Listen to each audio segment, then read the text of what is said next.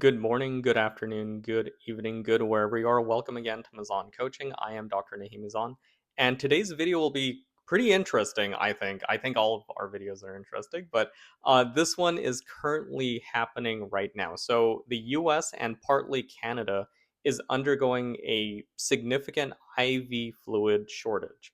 So what does that mean? And before we continue, please subscribe, like, share, leave a comment. We're still a blossoming brand new YouTube channel, and we do very niche medical news and medical legal advice. Um, so please share, get the word out. We're really grateful for it. Thank you so much. So there have been a few articles about this. I'll go ahead and link them as I always do in the description below. But basically, Hurricane Helene caused massive damage across the United States, especially across Florida, and the southeast region. But there are also significant impacts that it has had on the healthcare sector that very few people are actually aware of. And I actually became aware of this because it's affecting the hospitals here in the Midwest. So that's kind of crazy, right? So what's happening? So basically, there is a factory in Florida called Baxter International, which produces, are you ready for this? 60% of all the IV fluid that the United States uses. So I don't know much about business logistics, but I think having all your eggs in a single basket isn't a very good way to go about, life-saving IV fluids and medications. But who knows why this is the case in the United States. But anyway, so this one factory produces 60% of all the IV fluids and also some other medications. That it didn't, the articles didn't really go into it, but they do produce other medications. My suspicion is that because they deal with electrolytes and with saline, and with sterile fluid, with sterile water, they probably also create, potassium, so potassium chloride, sodium chloride. There are a lot of electrolytes that we have in liquid form, but also in solid form that we administer to patients. Let's say if your potassium is low, then we have a little shot of potassium that patients can take. Anyway, so I'll go ahead and read this article, and hopefully things will make sense. The good news, firstly, and just spoiler alert, the factory is up and running again. Thankfully, thank God. And IV fluids are slowly trending back up. So meaning that they are being produced more. The federal government actually stepped in and helped out, which was great. Um, However, there is a backlog, and of course, like one hospital needs metric tons of normal saline, Ringer's lactate, D5W, etc. So it's going to take quite a bit, and the company itself stated that it's not going to be until the end of November where production actually reaches back to baseline.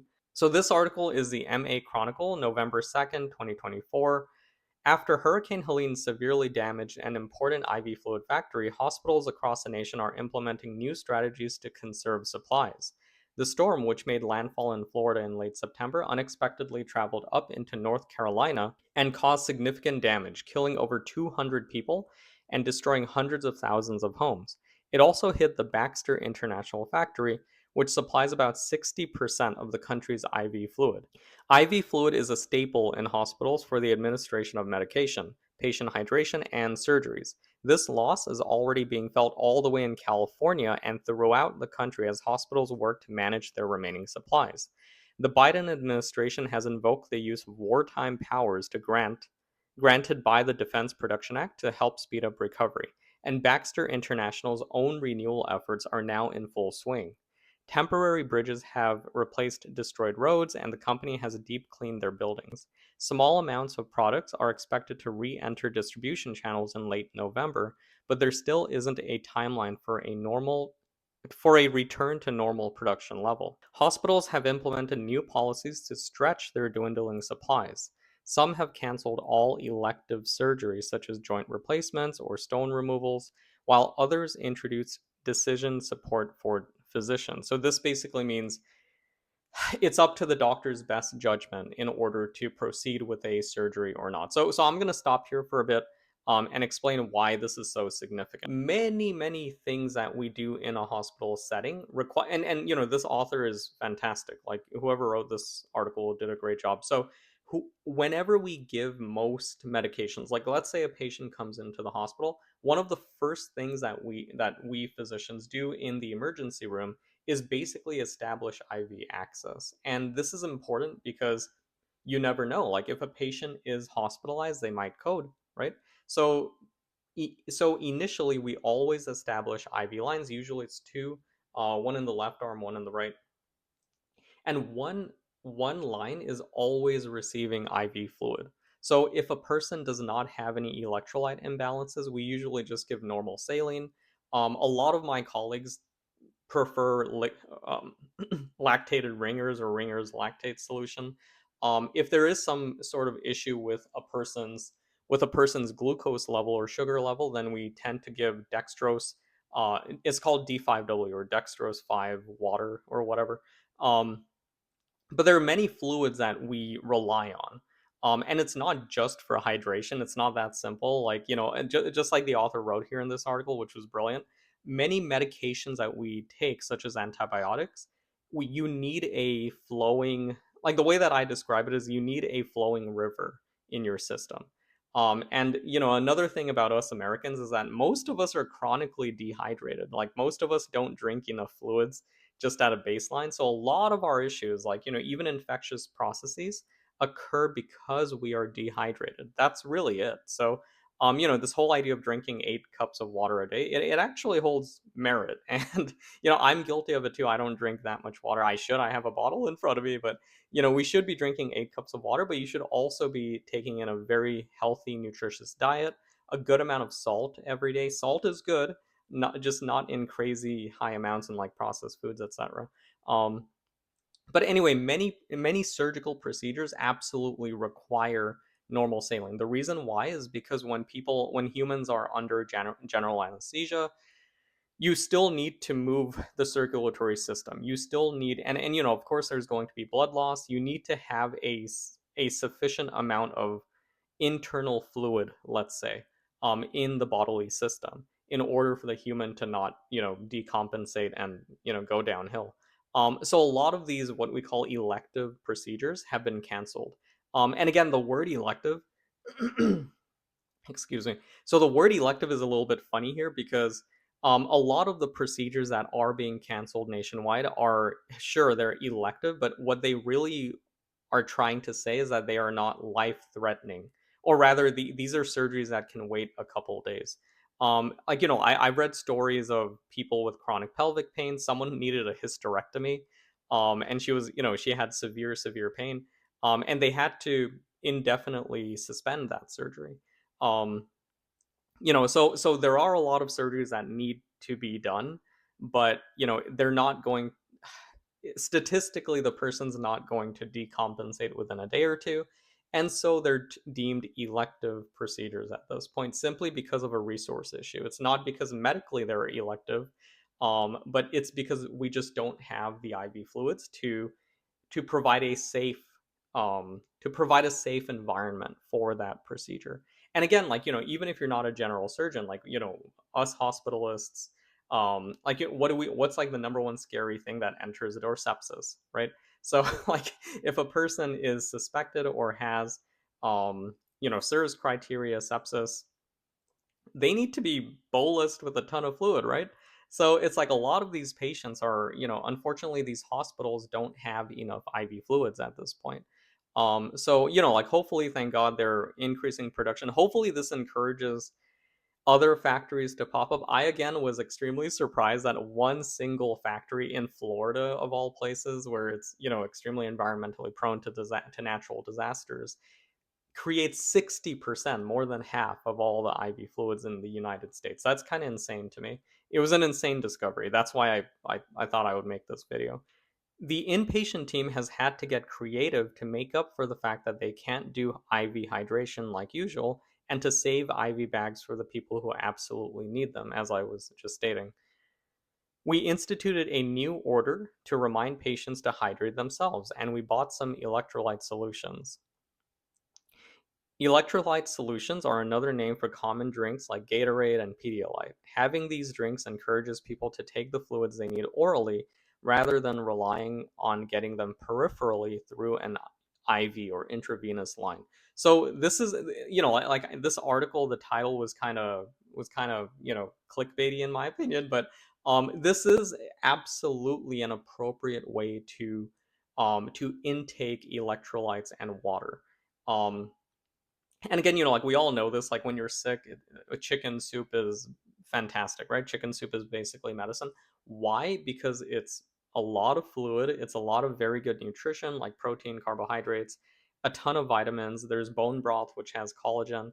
But also it has a very, very beautiful ratio of salt and water.